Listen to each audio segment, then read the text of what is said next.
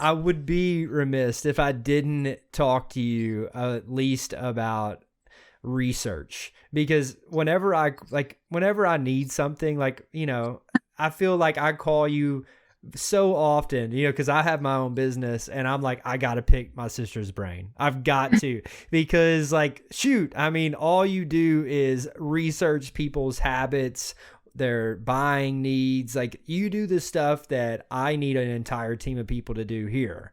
And so can you go through the process of that and just share anything that you can? Yeah. Yeah. So kind of what specialty I bring in terms of research, like what that might look like. Yeah, that could Okay. help somebody. Yeah. Yeah. So how I would describe it is lots of people come up with ideas. And if you're really lucky and you come up with an idea um, that people actually need, then you're probably going to do better than someone that just comes up with an idea that no one needs it. So um, I would say in an ideal world, you study people first before you come up with the idea. That's going to probably put your biases a little bit down. So first you want to pick your group. Pick the people that you want to really get to know. Some people call this an audience. Some people call this a target customer. Pick a group. Maybe it's trying to think through some of the groups that you and I have talked about. We're in a similar stage of life. So maybe it's working parents who, don't feel like they have enough time. Something like maybe they have young kids, something like that. That's your group. Or maybe it's, we've talked a lot about athletics too. So maybe it's a certain athletic group. It doesn't have to be broad. You don't want to serve everyone. I think most people know that. So maybe it's the ultimate Frisbee community, which ultimate Frisbee community, which, not, don't get so granular that you're a team, that you're studying one team, but pick a type of person that might represent a group. And you really study them. You spend time with them if you can. You observe them, and you don't do it in a way like, hello, I'm going to go, observe you now. You just try to assimilate a little bit and, yeah, show up to things that they do and just take notes on what they do and ask questions. Ask so many questions like, why? Why are you doing that? Tell me more about that. Be really curious. And then once you've gotten a lot of input, all that data is what people call it, from notes, whether you're recording things or just taking notes, taking pictures, whatever, then you're going to start. This is why I have these whiteboards. Then you're going to start mapping all of that data onto something. It can be just a computer screen or a Word document. I like to be visual, so that's why I use whiteboards. But you start writing patterns that you're seeing. Maybe you notice that young families who both people work and they have young kids, maybe you notice that they are always frantic around dinner time and they don't ever know what they're going to do. That's one need, that's one thing you notice. And then you put all the data points together in a group. So you do all these things where you map out different patterns that you're seeing. And then you go, which problems of these groups do I want to actually solve for? And how you choose the right problem is you think about the market and are other people solving that need? That's okay if other businesses or companies are solving that need. That's, healthy competition. But, you decide, what's the market? Also, what's their willingness to actually be open to solutions? Answer questions like that. And then you start thinking of the solutions that are actually going to be helpful to them. And then once you have some ideas on some solutions, you then go to those people again that you studied and you put your ideas in front of them and you're like, give me honest, brutal feedback. Am I moving in the right direction here? Am I actually solving some of these problems that you have? And they'll tell you, they'll be honest with you. And you can just say, help me create the right solution for you. Tell me what I need to do differently with this solution that I've created for you. And then you keep doing that circle until you've got something that actually people really want. So that's what I do. That's what I do in a nutshell. And 5 minutes spiel. No, well, you did. You dumped it. You dumped everything, and I've got to go right back to the beginning because something I could not get out of my brain was the question: whenever you're trying to ask those questions to target audience members or whoever you're trying to serve.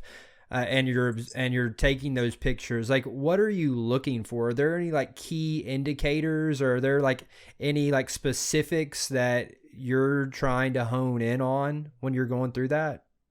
So that's a great question. And it really just depends on the, a lot of people in business use the word scope. It depends on your scope or how honed in you already are. So let's say you picked this group or this audience, but you really don't know anything about them other than a little bit. Like you just know that you think that they have a lot of problems. What I mean by that, I think there's a lot of opportunity there.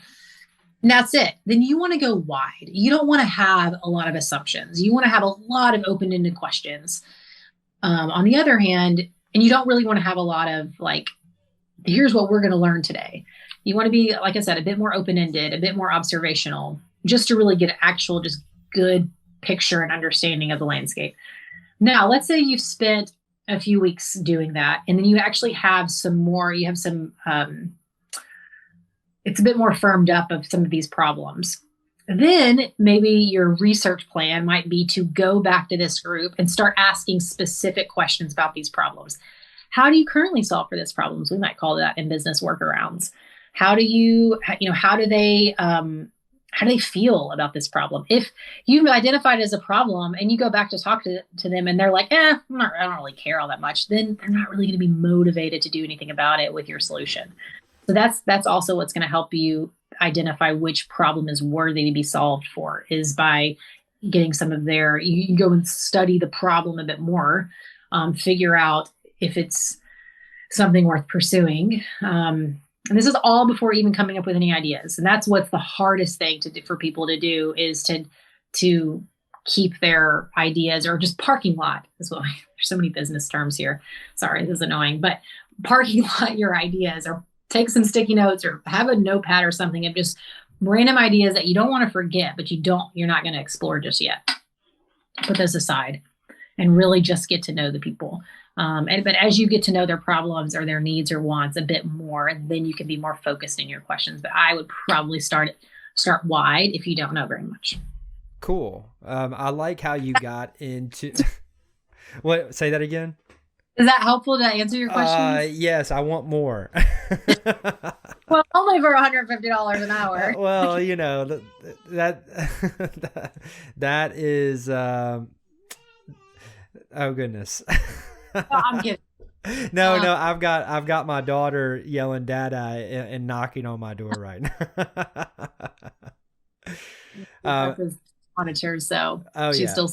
Oh yeah, we've got the kid life definitely happening right now. So I wanted to ask you a little bit more along the questions. So whenever you're trying to pick the questions that you're going to ask, you're obviously going to look at the scope, that depending on if you're just trying to go general or wide. So you come up with all of the questions, but have you found that there's a good technique for coming up with questions? I would say the technique is to stick to open-ended questions. So you can never go wrong with who, what, when, why, how. Who, what, when, why, how. Where. Yeah. You can never go wrong with those, because they're not leading.